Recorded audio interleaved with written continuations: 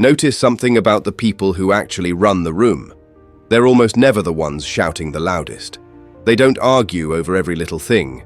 They don't need the last word in every conversation. And yet somehow they end up with more respect, more leverage, and more control than everyone else standing around them. Most people assume power looks like confrontation. Raise your voice, win the argument, crush the competition, and the power is yours. Machiavelli saw something far more interesting than that. He understood that the real battles are usually won long before anyone else even realizes one is happening. The most powerful person in the room is often the one nobody suspects is running it. If you've ever walked away from a conversation feeling used, outplayed, or just quietly furious that someone got exactly what they wanted from you, this video is going to change how you see the entire game. Before we go further, type this in the comments. I control myself before I control anything else. Hold on to that thought, because everything else we cover today builds on it. Now let's get into the rules. Rule 1. Master yourself before you try to master anyone else. Most people spend their energy studying their rivals.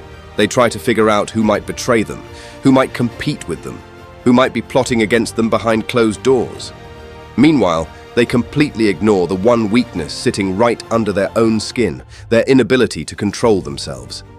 Machiavelli was blunt about this. Before you can influence the world outside of you, you need to get command over the world inside of you. A person who can be provoked into anger, tricked into fear, or rushed into a bad decision is never truly safe, no matter how smart or talented they are. One outburst, one careless reaction, and the whole plan falls apart. Here's the uncomfortable truth. Skilled manipulators rarely have to beat you directly.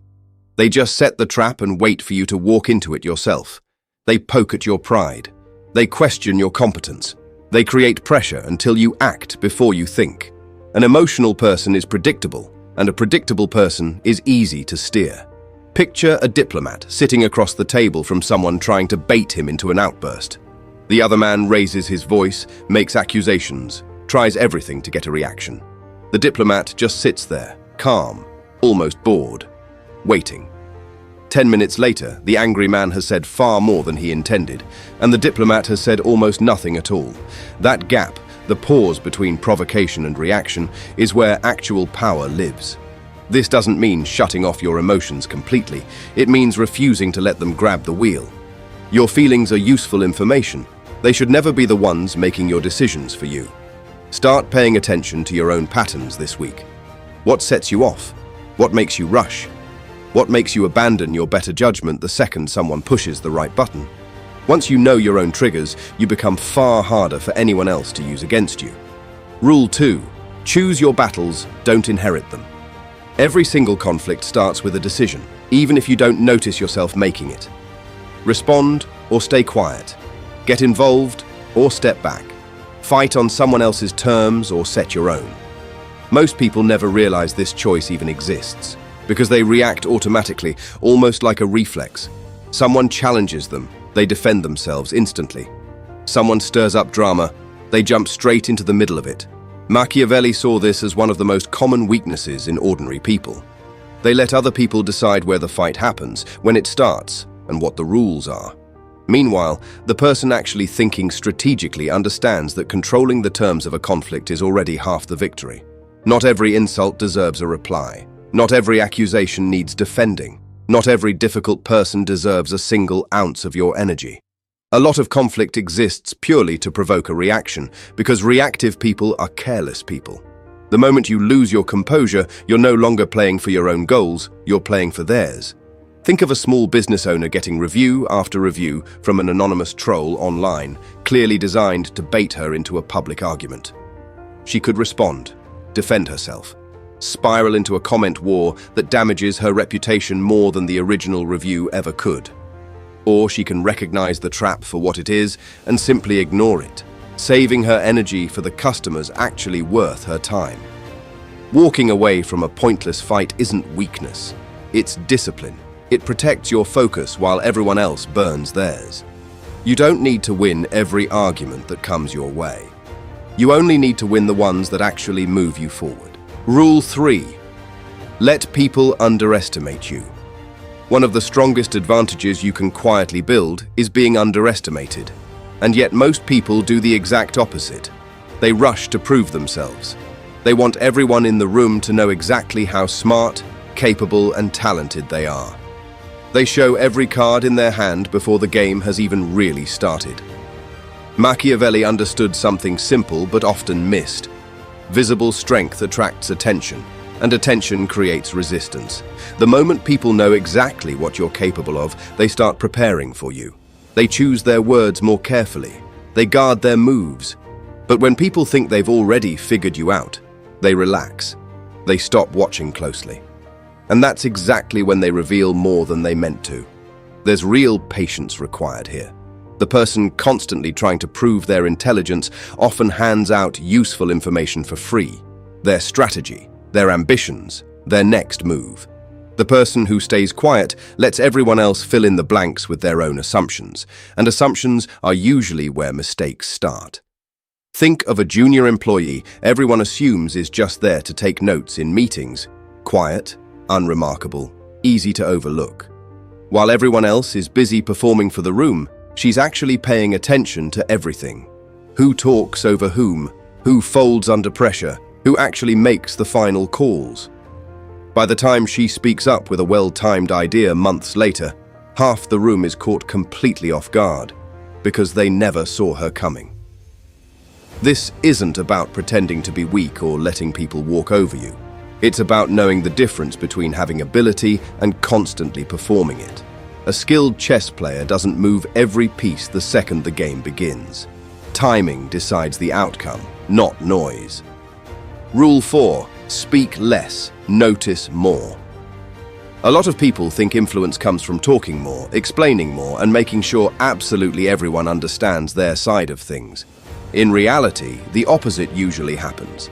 The more you say, the more material you hand other people to twist, question, or use against you later. Machiavelli valued controlled communication. Someone who talks without a filter gives their strategy away piece by piece. Their emotions show. Their intentions become obvious. Their weak spots get easier to find. But the person who knows exactly when to speak and when to just stay quiet projects a kind of control that other people notice, even if they can't quite explain why.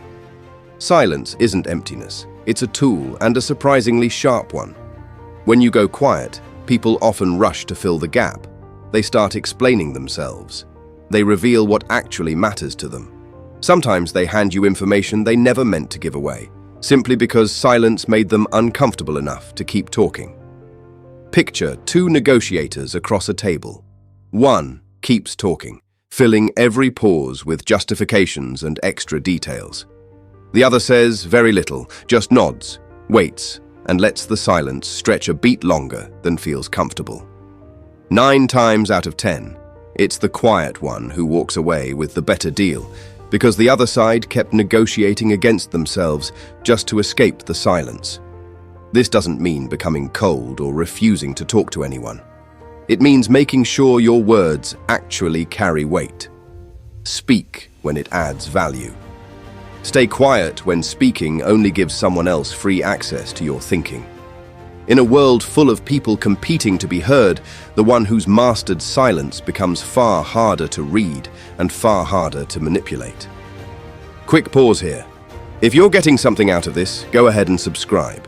It really does help this channel keep putting out videos like this one. Alright, back to it. Rule 5. Guide people, don't push them.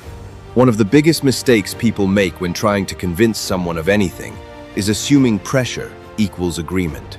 Stack up enough facts, raise your voice a little, push hard enough, and eventually they'll come around, right? Except human beings almost never work that way. The moment someone feels cornered or controlled, they instinctively dig in and protect their independence, even against ideas that were actually good. Machiavelli understood that real influence rarely announces itself loudly. It works quietly, shaping decisions from the background instead of forcing them from the front. A sharp strategist doesn't shove people toward a conclusion. They figure out what already matters to that person, then guide them toward discovering the same conclusion on their own. People trust their own thinking far more than someone else's instructions. When a person feels like they arrived at an idea themselves, they own it completely, and they'll defend it far more fiercely than if it had simply been handed to them.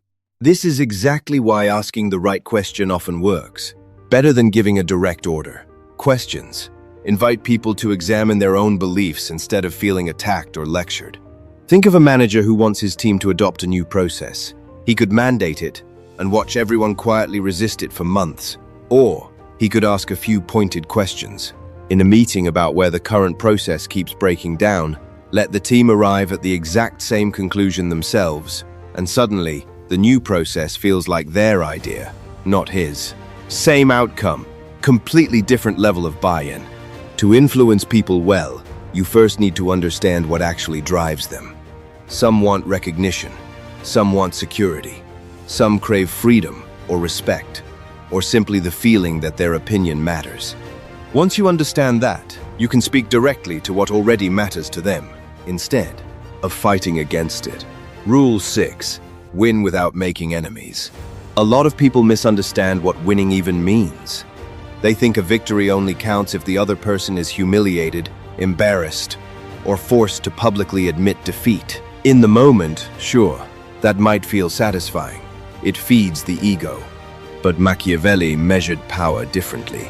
He cared less about how badly you could beat someone, and far more about how securely you could hold your position once the dust settled.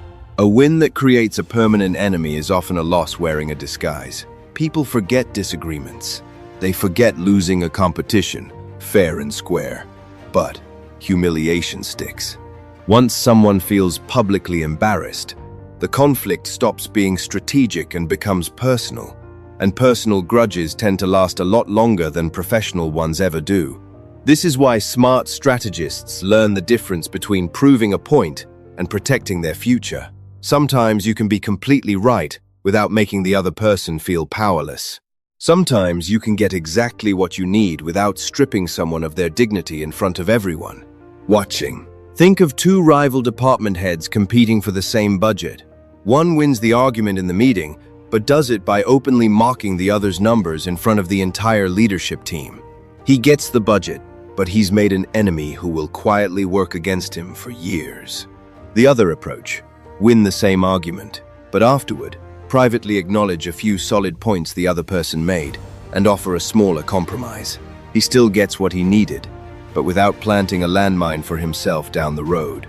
Letting someone leave with a bit of dignity intact isn't weakness, it's intelligence. People who feel like they still have something to protect are far less likely to spend the next year quietly trying to get even. Rule 7.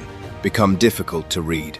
The single greatest advantage you can develop is becoming hard to predict. Throughout history, the people who genuinely understood power also understood human weakness and knew that if someone can map out exactly what makes you angry, desperate, insecure, or afraid, they already hold a set of keys to your decisions. Most people give these keys away for free without even realizing it. They react instantly to every challenge. They over-explain the second anyone questions them. They wear every emotion right on the surface for the world to read.